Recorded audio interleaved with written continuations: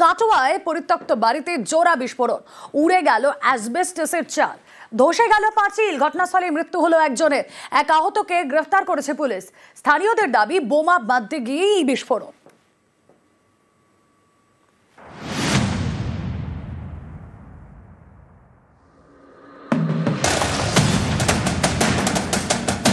শুক্রবার রাত তখন প্রায় 8:30। কাটোয়ার রাজুয়ায় পরিত্যক্ত বাড়িতে পরপর দুটো বিস্ফোরণ। বিস্ফোরণের তীব্রতায় উড়ে যায় অ্যাসবেস্টসের চাল।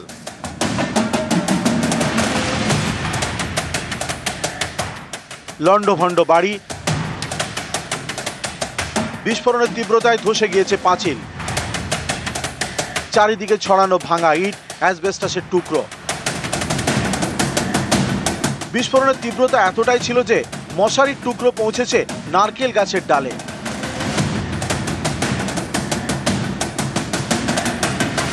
বিস্ফোরণে প্রাণ গিয়েছে একজনের, তার নাম বরকত কারিগর, বয়স 29, বাড়ি বীরভূমের নানুরে। পুলিশে বলে গিয়েছে যে মরে গিয়েছে। আচ্ছা, এইভাবে মরেছে তাও জানি না। যে বাড়িতে বিস্ফোরণ হয়েছে স্থানীয়দের দাবি তা বেশ কিছুদিন ধরে ফাঁকা পড়ে। বাড়ির মালিক মন্টু শেখ সম্প্রতি মারা যান। পরিবারের সদস্যরা বাড়ি ছেড়ে অন্য জায়গায় চলে গিয়েছেন। এই ফাঁকা বাড়িতে ডেরা তৈরি করে বাইরের লোকেরা। অভিযোগ, সেখানেই চলতো বোমা বাঁধার কাজ। শুক্রবার সেখানেই বিস্ফোরণ। যার বাড়ি তার মেজো ছেলেটা যাতায়াত করতো, ছাগল বাঁধতো, গরু বাঁধতো, আসতো, রাতে শুতো। মানে রাজুয়ার গ্রামের লোক বিশ্বাস করতে পারছি না যে বোম ব্লাস্ট হয়েছে। সবাই বলছে হয় সিলিন্ডার ব্লাস্ট হয়েছে, নাহলে বাজ পড়েছে। ওইরকম তো কারবার নাই। স্থানীয়দের দাবি বিস্ফোরণের পর কয়েকজন পালিয়ে যায়। আহত অবস্থায় ধরা পড়ে এলাকারই বাসিন্দা তুফান চৌধুরী। তাকে গ্রেপ্তার করেছে পুলিশ। আমরা শুয়েছিলাম মশারাই জল দিয়ে, আমরা ভাবছি মনে হয় বাজ পড়ছে, তো মুখে অন্ধকার গড় গড় গড় গড় গড় করছে। আর আমরা তখন অন্ধকারে দেখতে পেয়েছি না, ছুটে যাচ্ছি। কজন কবার বাস্ট হয়েছে? কটা আওয়াজ শুনেছে? দুবার। কাটোয়া থেকে রণদেব মুখোপাধ্যায়, নিউজ 18 বাংলা। কাটোয়ায় জোড়া বিস্ফোরণে পুলিশের জালে তুফান চৌধুরী। আর যে তুফান, কাটোয়া পুরসভার প্রাক্তন কাউন্সিলর জঙ্গল শেখের শাগরেদ বলে দাবি স্থানীয়দের। এর আগেও দুবার গ্রেফতার হয়েছে তুফান। পুলিশের খাতায় নাম রয়েছে জঙ্গল শেখেরও।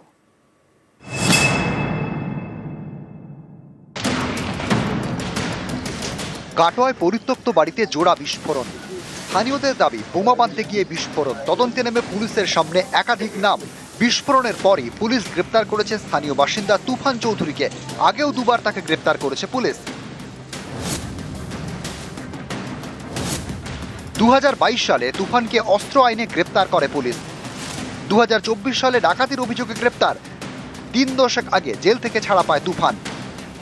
তারপরেই বিস্ফোরণের মামলায় গ্রেপ্তার। বোমে ওই নষ্ট হয়েছে।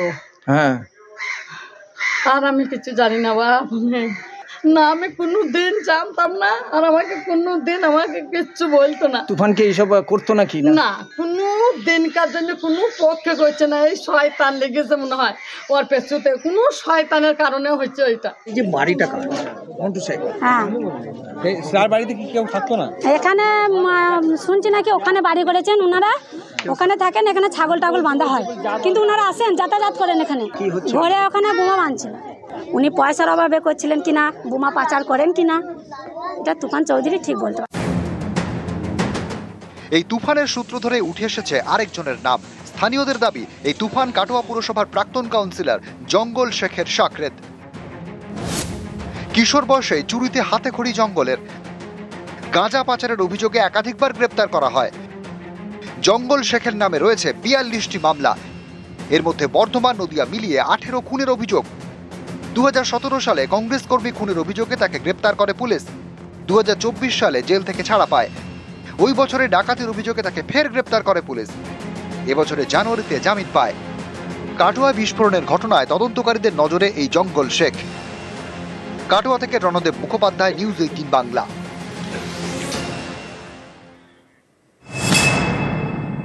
গুলিবিদ্ধ তৃণমূল নেতা, গ্রেফতার বিজেপি বিধায়কের ছেলে, যার জেরে সরগরম কোচবিহারের রাজনীতি।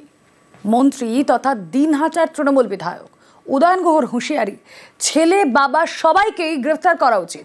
পাল্টা বিজেপি বিধায়কের দাবি, সবই তাকে ফাঁসানোর জন্য।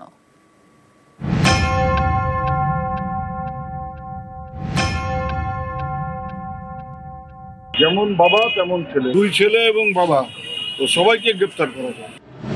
মিথ্যা মামলায় তো বিজেপি কর্মীদের ফাঁসাবে, এটাই আর কি, ওদের তো আর কিছু করতে পারবে না। কোচবিহারে বাড়ির সামনেই গুলিবিদ্ধ তৃণমূল নেতা রাজু দে। গ্রেপ্তার স্থানীয় বিজেপি বিধায়ক সুকুমার রায়ের ছেলে, যার জেরে উত্তপ্ত কোচবিহারের রাজনীতি। তুঙ্গে তৃণমূল বিজেপি সংঘাত। যেমন বাবা তেমন ছেলে, দুই ছেলে এবং বাবা, তো সবাইকে গ্রেপ্তার করা যায়। তবে এই গুন্ডামি কেউ বরদাস্ত করবে না। যদি মনে করে যে গুন্ডামি করে কুচবিহার আবার দখল করবে, ওটা ভুল রাস্তায় হাঁটছে। এর জন্য ওদের প্রচুর খেসারত দিতে হবে। ওর পায়ের তলার থেকে মাটি সরে গেছে বলে ও এইসব করাচ্ছে।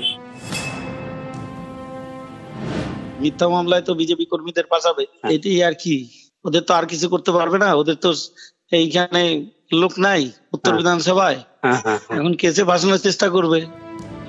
বৃহস্পতিবার রাতে পার্টি অফিস থেকে ফেরার পথে গুলিবিদ্ধ হন কোচবিহার 2 নম্বর ব্লকের চকচকা পঞ্চায়েত সমিতির কর্মাধ্যক্ষ রাজু দে। তৃণমূলের দাবি, রাজনৈতিক জমি তৈরিতে বাধা হয়ে দাঁড়াচ্ছিলেন বলেই বিজেপির নিশানা করে এই তৃণমূল নেতাকে। গত পঞ্চায়েত নির্বাচনে এখানে প্রায় 106খানা গ্রাম পঞ্চায়েত বিজেপি জিতেছিল।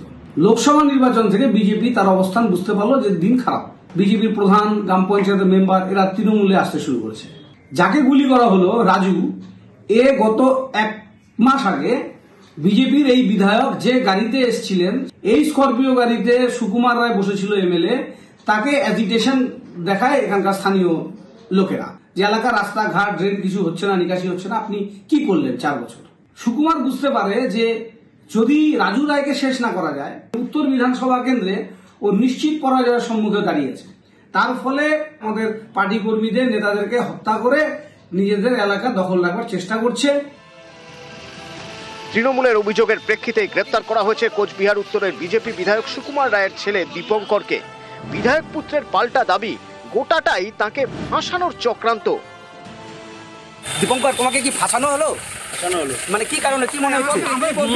রাজনৈতিক কারণ, রাজনৈতিক কারণে, তদন্ত করে পুলিশ বুঝবে। গুলিবিদ্ধ তৃণমূল নেতা, তাকে ঘিরেই এখন সরগরম রাজনীতি।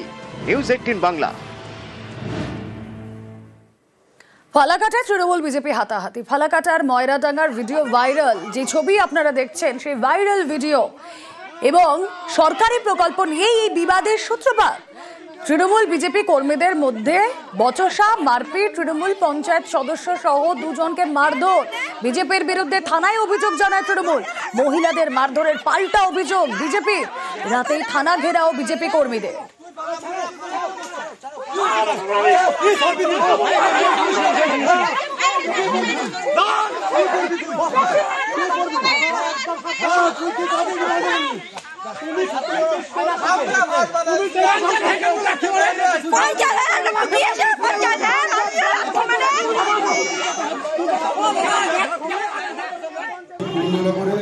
শরীর হসপিটাল নামে একটা কাজ হচ্ছে, সেটা ডিএম অফিস থেকে দফায় দফায় বিজেপির লোক বাধা দিচ্ছে। 2 জন পঞ্চায়েত, একটা হচ্ছে অসিত কর একজনের নাম, আর একজন হচ্ছে অর্জুন দাস। 2 জন যায় দেখতে, তারা দেখে ফিরে আসার সময় ওই কুঞ্জনগরীর রাস্তায় কিছু মহিলা কিছু পুরুষ বিজেপির নেতৃত্ব উস্কানি দিয়ে সেই 2 জন পঞ্চায়েতকে আক্রমণ করে এবং বেধড়ক মারধরের চেষ্টা করে। আপনারা ভিডিওতে দেখেছেন, অনেকে লাঠি টাঠি নিয়ে, বাঁশের লাঠি নিয়ে এসছে, তার উপরে প্রহার করে। কোনোভাবে আমাদের পঞ্চায়েত 2 জন বেঁচেছে। আজকে সেখানে মল প্রক্রিয়াকরণ হবে, সেই জায়গায় কাজ করতে গেলে সাধারণ গ্রামবাসীরা বাধা দেয়। তৃণমূলের গ্রাম পঞ্চায়েত সদস্য অসিত কর যেভাবে মহিলাদের উপরে চড়াও হয়ে তাদেরকে লাথি মেরে, ঘুষি মেরে, ধাক্কা মেরে ফেলে দিলেন, এই গুন্ডামি এটা তৃণমূলের আমলেই সম্ভব। এর তীব্র নিন্দা করি, এর প্রতিবাদ জানাই এবং অবিলম্বে এই পঞ্চায়েত সদস্যকে আইনের আওতায় নিয়ে এসে তার উপযুক্ত শাস্তির ব্যবস্থা করতে হবে, সেই দাবি আমরা জানাই।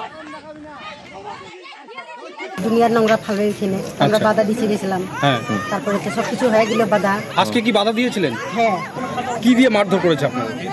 হাত পা, হাত দিয়ে মারধর করছে। হাত